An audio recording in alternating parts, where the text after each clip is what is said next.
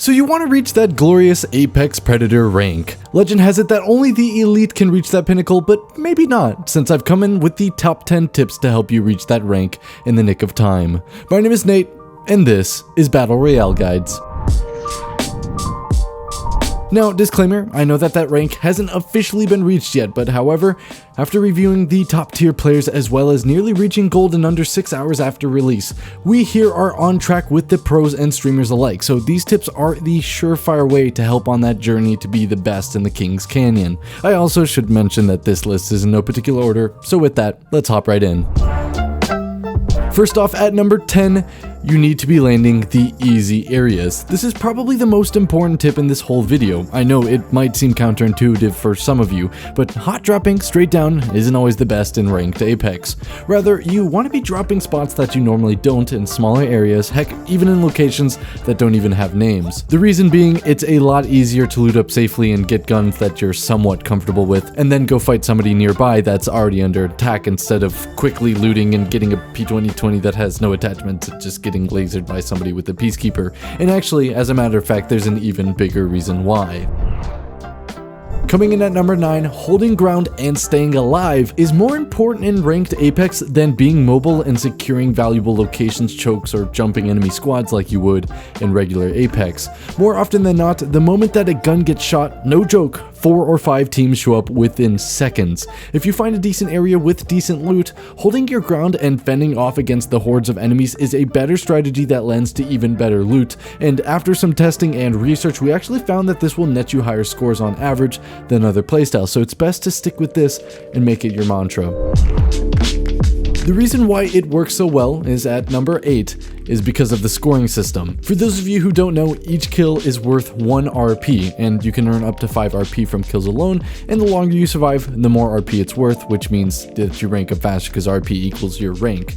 The reason this is an important strat to understand is one important meta strat called cost conservation. My rule of thumb is to play defensively until I've paid the cost of entry for my league. Afterwards, you can then play aggressively for kills so that you can reach that 5 RP barrier, which if you do reach, will often land you in the top 3 for a total of 12 RP or so, and then if you get the win, it's 17 minus that entry cost. This is instead of playing aggressively from the get-go, which might only land you around 7 to 9 RP, assuming you're able to make it to the top 10 or top 5, and that you even get 5 kills in the first place. So it's not a very good strat because your early game drops just don't let you play aggressively since they're not going to be that good.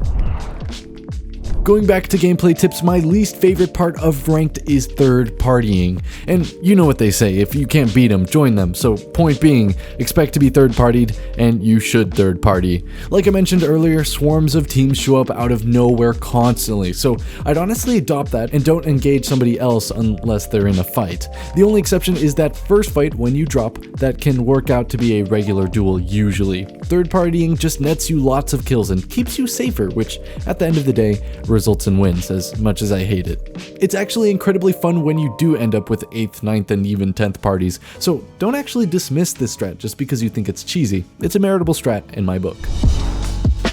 At number 6, this goes out to my Matchmade Randos. Please don't think that we can hold bunker when you have a sniper rifle, or conversely, just don't play out in the open with a Mozambique and an R99.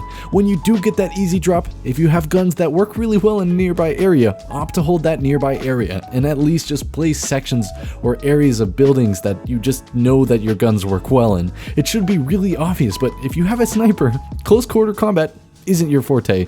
Play on a roof and just play that roof well. Don't force your guns to work where they don't. Just play to their strengths and you'll have a great time. Coming in at number 5, for those looting Larrys as we call them here at Battle Royale Guides, you should really only be looting the immediate area that you drop in, so those just collection of buildings that you're at, and maybe 1 or 2 areas after that first drop, and the rest of your loot should come from the enemies that you fight. You won't have loot you're comfortable with, that's for sure, but if you're going from area to area trying to find that perfect gun, you're definitely gonna die with a P2020 and a shotgun bolt by your side. Moving and ranked when you don't have good loot is just a bad idea. Don't let yourself do the heavy lifting, let the foolish enemies who didn't watch today's upload do it for you. After that one, at number 4, team shots are your best friends. Team shooting is an amazing strategy you can employ with only a mic and a bit of hand-eye coordination. Instead of tickling the enemy the moment that they enter your sight line, call out to your teammates when you see that Gibraltar tumbling across a field, and wait until you and your teammates can get a clear shot while he has a little cover, and laser that man instantly. This not only allows your teammate to prepare for a fight, get cover, and do whatever they have to do, it'll allow for quick picks and an instant advantage in a team fight, especially when the threat of a third party looms constantly. Speaking of which, at number 3, when you're in that team fight, no matter how hectic it can get, it's a good idea to try and have your teammates push an enemy as a group and swarm and overwhelm. You don't necessarily all have to push from the same angle and corridor, but if you do all move towards a single target from different angles with different guns, you'll minimize the amount of damage you all take because they'll be overwhelmed with all of the information that's flying towards them, as well as kill and team shot a lot quicker, which in my book is pretty slick, all things considered.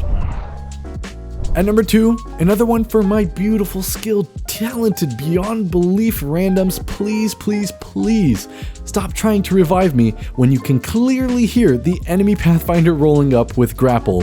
It seems like it's a common sense thing to me, but apparently it isn't. So you should only revive allies when the fight is over, or you're absolutely positively sure that you have the time to do so because you're in a safe area far, far away from the fighting.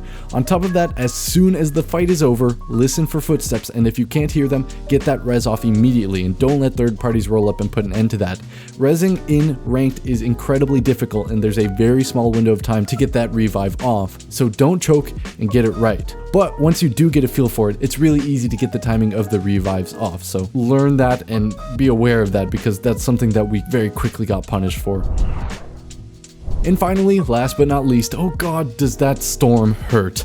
If third partying scares you, the storm should scare you more. I'm almost sure that Respawn will change this up, but if they don't, do not be playing the storm like you once could have. Every position change that you make and fight that you take should take the storm into account. If the storm is moving, don't go into the fight that's towards the storm. Move into the circle and then fight off the people that are getting melted by the looming red barrier that has ruined one too many a push for me and my squads. I'm actually dead.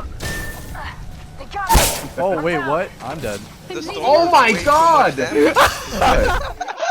But hey, that's all I got for you today. Feel free to drop a comment with anything that you learned grinding ranked, and like this video if you thought it helped. I'm trying to get a good balance of tips for casual and competitive players, so let me know how I did and how I can improve. But anyway, I hope you guys enjoyed this one. Have a nice day. My name is Nate, and this was Battle Royale Guides.